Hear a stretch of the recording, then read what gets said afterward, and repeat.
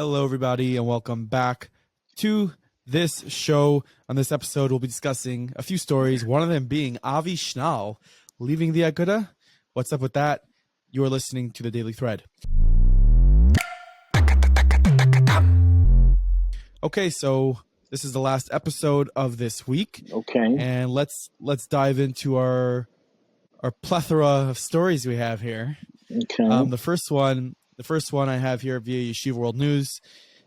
The title reads, Scary Moments. A lockdown at Flatbush Yeshiva lifted after a barricade scene concludes safely. What happened? A cautionary lockdown at Yeshiva Darchi Eres YDE on Flatbush's Coney Island Avenue was lifted Thursday afternoon after reportedly armed barricade subject directly across from the yeshiva was found not to be at the scene. The yeshiva was placed on lockdown by the NYPD and members of the Flatbush showroom due to the risk of a potential spillover violence, as police negotiators attempted to contact the man who was believed to have holed up in an apartment building at around 12:30 p.m. Thursday following a landlord-tenant dispute. Okay, so where was basically this? Where was this? This was in Flatbush. It's in Coney Island. Coney Island Avenue? Coney Island Avenue. Yeah. Coney Island Avenue and where? It makes a big difference. Is the yeshiva down there? YDE. Yeshiva Derech. Yeah. Derech Eretz. Man had reportedly phoned the police and was threatening to shoot people. That's never a good idea.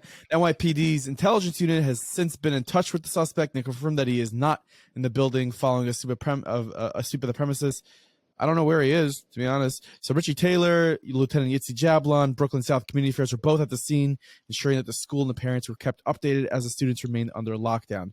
So the police went, the SWAT went. It was, got a lot of nice pictures with a lot of, fancy people, helicopters. Yeah, listen, it was a good opportunity for a photo op, that's for sure. It's a good story. Ultimately, nothing ended up happening there. It was just nothing. I guess better safe than sorry, though, right? Yes. So talking about guns, potentially, and violence. A story that broke about an hour or two ago. Yesterday someone was shot on Pico Boulevard, Pico Robertson area of Los Angeles, coming out of school. Yeah.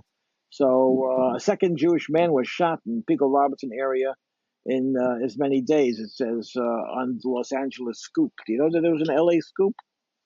First reporter on the shooting saying that the victim was shot in the arm on South Bedford and Pico Boulevard after leaving shul on February 16th, that's today, and the person that was shot is in stable condition. A spokesperson for the LAPD told a newspaper that the shooting occurred on the 1600 block of Bedford Street at 8:47 a.m., that the suspect is believed to be a white male wearing a black mask, black glasses, a black sweater, armed with a 9mm handgun. So that's problematic. The police there got to crack down. Is that a hate crime or is that just violence? The funny thing is, this is how this story ends. Let me get to the end of it. Let me see. And to ease the volunteer support security teams for Jewish. Okay, they still investigating. They can't say definitively that it's a hate crime. So I can't imagine a hate crime coming more gift wrapped with a bow on top, than a guy walking out of shul and being shot. Anyway, he says that, I don't know who it is, the rabbi said he issued a statement that calls for the community to learn situational awareness and self-defense. And he's a volunteer or support security teams for Jewish institutions. We are all in this together. That's Rabbi Elifert said that. We're all in this together. Situational awareness. I was born and raised in Crown Heights. How situationally aware can you be if someone's shooting at you? I was born in Crown Heights when in the 1960s the neighborhood was changing.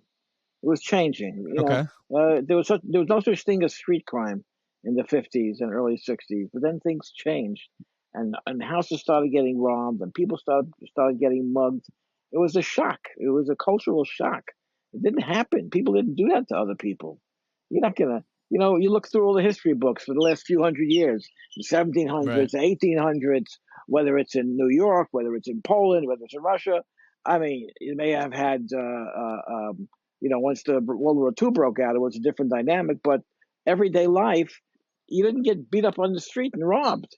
or shot at. Right. It just didn't happen. I remember this Rabbi Eliphant talking about situational awareness and being on the lookout and getting together. Once you have to form a security patrol of your own, it's the beginning of the end. I have to tell you, it's the beginning of the Really? end. Yeah, but we Well, I mean, Crown Heights did that, and it never was the end. well, it got so bad that we used to live like we had a doctor that lived next door to us, and it started the whole drug craze began around then. And because he had some drugs in his office, because he was a doctor, his office started getting broken into a few times a week, Mm. to the point where on our street, on Montgomery Street, in Crown Heights, we had to hire a security guard, a private security guard, just to patrol one block, Montgomery Street between Brooklyn Avenue and Kingston Avenue. And That's crazy. the first night that the security guard, which was paid for by all the homeowners on the block, the first night that he was on patrol, he got beat up. Oh wow. Well, Abba, didn't you have a situation once where you were in your bedroom and someone tried breaking into your home? Yeah, it was on a Friday night. I don't know what time of year it was. It must have been warm outside. So, we had bars on all our windows. Okay, except on one, Every place in New York City has that, right? except for the purpose of escaping. God forbid, during a fire, there was one set of bars in my room that was able to be opened up to escape Chas v'shalom in case of a fire. Anyway, I don't know what kind of intelligence they had in those days, but it was Friday night. I wasn't asleep yet. I must have been laying in bed reading, and I see a pair of hands come into the window and try to lift up the window, and they opened the bars. So I must have been a teenager, and I jumped up, and the person who was thinking about breaking in got startled too, and just jumped down and ran off, and that's that story. So I don't think he was scared of you. Like you weren't a big threatening person. You were a no, kid. I don't think it wasn't the type of moment where you could analyze wasn't a situational awareness like what they're suggesting in LA. But I mean, Yeah. Pico Robertson is it's right on the edge of Hancock Park. It's an upscale area of LA. Shouldn't have to deal with walking out of shul and have someone taking shots at you with a gun. Yeah. Well, I might be not the one qualified to speak on this because I am Because a not. lot. I don't live in California, but and I know people who do, but Yes. like What would they say about I it? don't know. I don't know. California is not the golden place it used to be. California is a scary place. There's a I haven't been there in a long time. I don't know. I don't know what's going on there. What do you mean? Well, Gavin Newsom is the governor, and he's letting the place go to pot. And well, yeah. they have So how long could the Jewish community there continue to really grow and thrive without people saying, you know what, I'm done? Like, look, Ben Shapiro moved out of California for this very reason. Besides for most of his money going to taxes, he just like really didn't agree with local politics, and he right, didn't want his kids stepping on needles in the street. right. It's Well, it's worse than New York, right? Like it's I don't know. I don't know if it's worse than New York. I mean, all I see is the stories about the homelessness. You see miles and miles of tents and people living on the street, and the local government facilitates the drug addiction, hands out needles, helps people to shoot up with drugs. It's unheard of. It's unbelievable. And the same thing is going on in New York. I don't know what's doing under Eric Adams, but do you under Bill de Blasio, it was like that.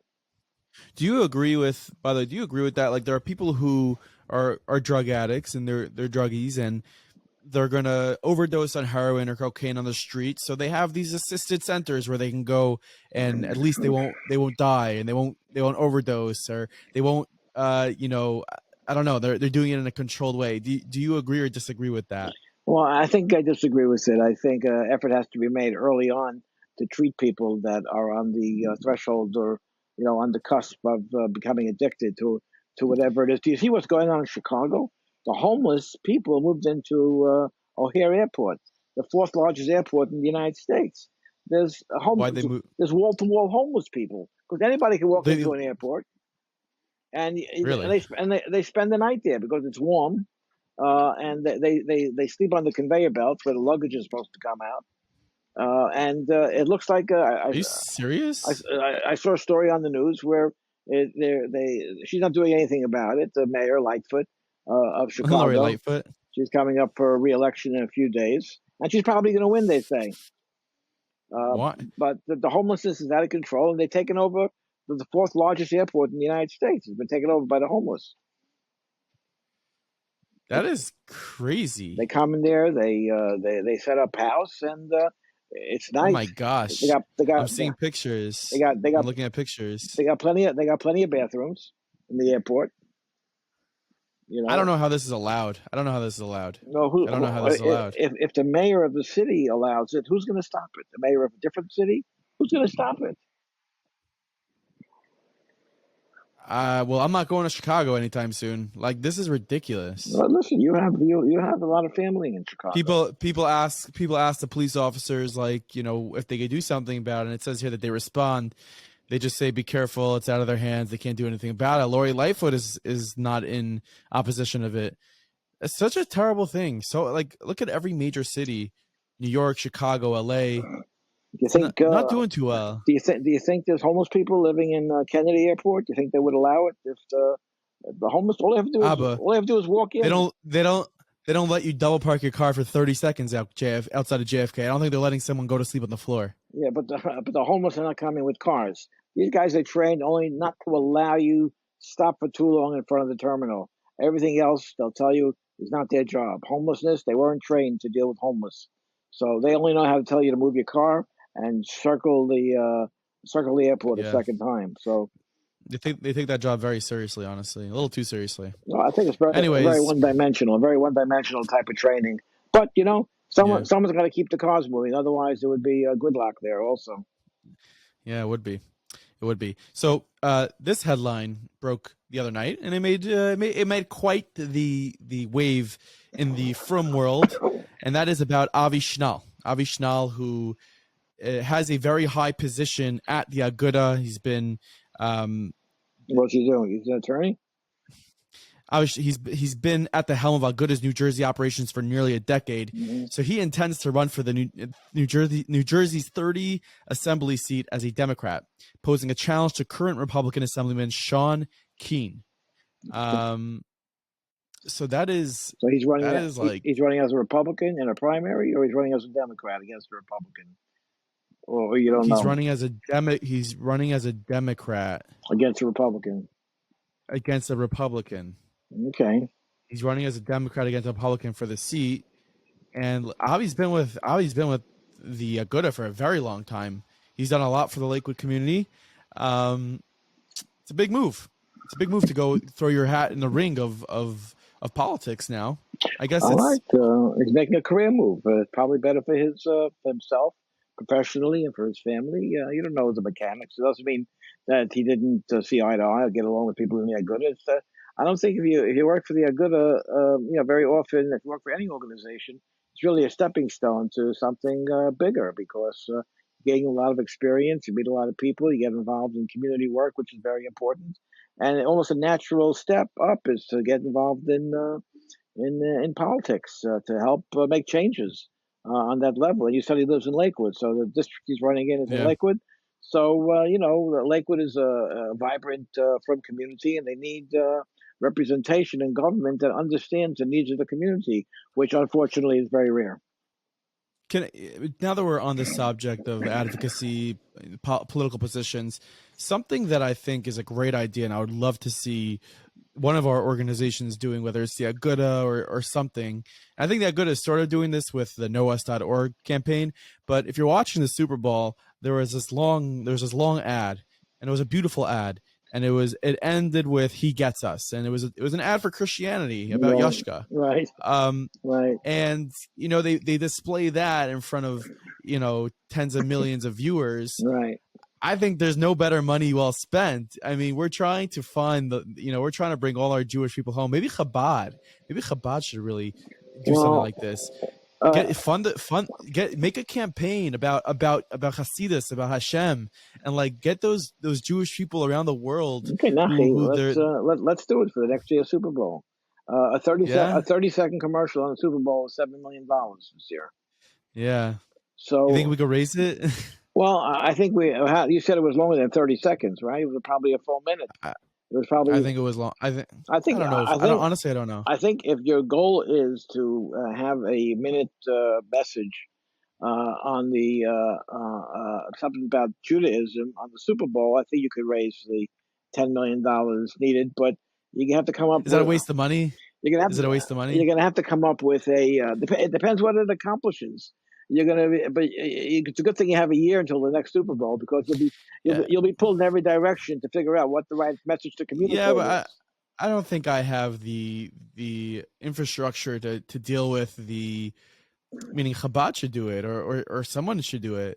Why don't they? No, I think we just gave them an idea. I don't see why Meaningful Minutes shouldn't do it. And What am I doing? My Apple crashed in 7 seconds if I had an ad on the Super Bowl. well, first thing you gotta do is raise $10 million for a Super Bowl ad. Okay, that's the first things first. Okay, then you have to have the money in place or have the commitments in place. If you had your choice, if you were in charge, what message would you choose to communicate about Judaism that everybody could relate to?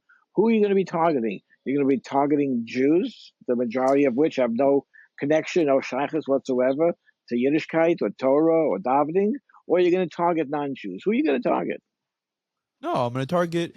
I'm gonna target. I'm gonna target people to a compelling message to try to go back to their roots. So, So you're going to target. yeah, go You'll target secular Jews. You're saying. secular Jews. Yeah, secular Jews to really look at their roots and become religious. After the Holocaust, a lot of people left Yiddishkeit, and now a couple generations later, their kids don't even know maybe that they're even Jewish, or maybe they You're drive to right. Shul Yom Kippur. You're right. You're right. You're 100% right. But you have to. So I would love to see, like, why can't the Aguda like get a commercial out there? Maybe it's not their thing. Maybe Chabad could do it, What do or maybe you? Meaningful Minute will do it. I think. What do you want from Chabad? And good. Leave them alone. You do it. No, but yeah, but you need the. So what's the call to action? Amazing You know 30 what? second I ad think. at the end. I think by Monday, if you have 10 emails from people saying that I like the idea, I'd like to help you raise the money to make this happen next year's Super Bowl, then I think we have something there. Yeah, 10 Yeah, emails. 10. Okay, if you're listening to this right now, 10 emails. The daily thread at meaningfulminute.org. I don't know. Listen, I mean, it doesn't necessarily even be the Super Bowl. It could be like the NBA Finals. It could be, but I think like the Super Bowl is a big stage. I don't know. I think the Super Bowl is the big one. It's played up big. It's one game. The NBA Finals goes on for a month, which you got to wait for Game 7 of the last. You don't know if there's going to be a Game 7. You don't know which teams are going to be there. It's a whole. It's too much. You have too much questions and too much. You have to depend on too much on how it's going to unfold. The Super Bowl, you know that most likely the two best teams are going to be there and it's going to be widely watched around the world. And that's the way to communicate a message. Well, Abba, how much can I count on you for? Well, you should. You know what? You should. After 28 years, why don't you? I think I'm Why just not? looking for a number amount. Just a number Not amount would be. after 28 years. Why don't you start asking someone else for a change? I can count on you for what? 1 million? No, you can't. We'll Count get on me. matchers. Let's see if We'll match. you don't think it's serious. You don't think it's serious because What? you don't think What? you don't think you can make it happen. I think you can make it happen. I don't If know. your objective is a Super Bowl ad, and you have to spend time on thinking what is the proper message to communicate. Don't worry about the money so much. The money you'll get, you know. Well, let's talk it out. I think the message to communicate is really you want to show a bunch of different Jewish scenes. So like lighting menorah, stuff that people who literally maybe when they're 4 years old saw their grandparents do, or like something first of all positive. How often is Judaism portrayed on Netflix or on TV in such a negative way of like grubby people trying to get money and yada yada yada, but like portray the beauty. The whole Christian ad thing was about like he gets us. So you could go on, Olam Chesed Yibana. You can I'm Maybe sure maybe a message should focus on Israel. You know, No, people have, see, why? but people have No, a very then you're making critical. then you're making it No, not political. Israel's. You see, you just see Israel as a political entity. It's No, I Eretz see people's Yisrael. reaction. I see people's reaction to Well, Israel. you have to redirect their reaction because you see you only see Israel from a political perspective. This is Ah, Eretz. but they would reject This is it. Eretz They would reject Yisrael. the ad. This is the They land would of reject the Israel. ad. This is the land of Israel, chosen by Hashem to be the place for the destiny of the Jewish people. It's not just a You political think entity. you think they would accept an ad that's featuring Israel? I don't think so. I think they would reject that ad fast. Why? Why would they do that? They Because they, didn't. you They know, didn't reject the Christian ad. Why should they reject the Jewish ad? You know, well, your problem is well, I going to think be Your problem is going to be internally with the Jewish community. They're going to be pulling you in all different directions because the Jewish community is a very complex community. it's a great idea. I don't know. I just they make this amazing campaign to drive people into Christianity, and I bet you I did a podcast with Gabriel Sanders, and I know there are hundreds of Jews sitting in church right now, and like you want to know how to reach them. We have to reach them where they're at. They're on social media. They're on, and this is by the way not just a Super Bowl ad. You scroll on Twitter, you scroll on TikTok. These ads for Christianity come up, and I think we need to match that energy, not to make people convert, not to try to get people to convert. I know that's what maybe Christians are trying to do is get people to convert to Christianity and get baptized. We want people who are Jewish, who are living a secular life, to connect back to their Judaism. You have And I think that you have 100 million Christians in the United States alone. Okay, how many? okay. Yeah, from Jews, maybe you have maybe a million, maybe a million and a half maximum. You think there are just 1.5 million Orthodox Jews? That's high. That's a high estimate. Okay, and I just googled here, and it says that there's 15 million Jews in the world. Okay, how many are Orthodox? Does it say that? Can you look How that up? many? Let me see. How many Let's Orthodox? ask. Who are you going to ask? AI? No, I'm gonna ask Google, but Google doesn't know. ChatGPT? How would Google how would Google know? They can't define what Orthodox is. Well, I don't say a lot of people that consider themselves Orthodox. There's also as many shades of Orthodoxy. I don't think everybody that considers themselves Orthodox you would consider Orthodox necessarily. There's traditional Okay, Jews. Pew Research. Pew Research is a good Yeah, they do a lot of these surveys. source. What do they say?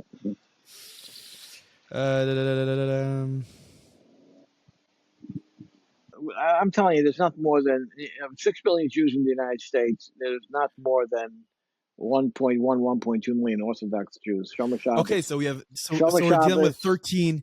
13 plus million Jews to get back to Yiddishkeit. That's not like I think we're missing the boat here.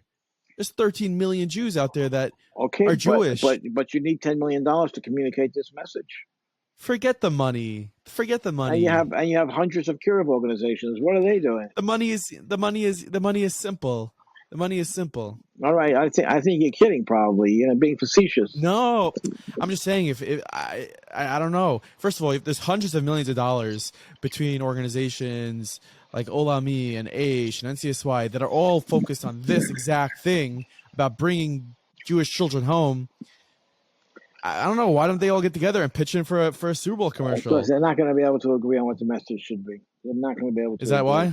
One thing that we do is not we debate, we argue with each other. We agree on very little things, and especially when it comes to a decision, what message to communicate on a forum like the Super Bowl. I think you're going to have a tough time having some kind of unanimous consensus on what kind of message to communicate. Everyone's going to want I don't know. to deliver their message. Abba, let's just say right now we're buying a Super Bowl commercial for next year's Super Bowl. Okay, Deal? so have someone call Fox. I think Fox. I think 1-800 Super Bowl. Is it always on Fox, the Super Bowl, or it changes from year to year? I think it changes year to year. All Different stations buy the rights. But listen, I could take out a loan and pay it over time. No. Yeah, listen. If you make a $10 million campaign for the Super Bowl commercial, and you only raise $40,000, then you'll have to take a $970,000 loan. That's all. There's the guy cutting the grass behind me. That's perfect timing because that is our episode for today of the Daily Thread. We're only up. Where are you up to? How come 27 Oh, minutes. 27 minutes? Oh, wow, that was quick. Yeah. Okay, very good. Yeah. Anyway, yeah, we have a lot of work ahead of us. We have a lot of work ahead of us. Yeah, and Maybe it should be a charity campaign. I don't know. Can you imagine if all Jewish organizations, Orthodox organizations got together, made a campaign to raise the money and have this Super Bowl commercial on behalf of well, how about the Naki? Orthodox Jewry? How about we come up with a message that all Jews in the world, all Jews in the United States, can agree on? Not a religious message, Right. not about tefillin, not about mezuzah, not about davening, not about learning. That's a very narrow message. Like How, strip it down even more, even more. how about a message that everybody could agree to communicate some kind of positive, exciting aspect of Jewish life? And you have 6 million Jews in the United States. Everybody gives $5, and you have $30 million. Abba, How I don't know about the. I don't, you have enough for 3 Super Bowl commercials. Okay, and maybe we could buy some dinner for that also. I don't know. Anyways, I do think it's a great idea, and we're buying a Super Bowl commercial, so this should be fun. Is buying it. It's Yeah, I think my credit card is going to decline probably on that one. It's a tax deductible contribution, by the way. Great. Still have to have the money. Can't. Okay. Have a good Shabbos, all right, everybody. all right. We'll see you all later. See ya. Bye bye.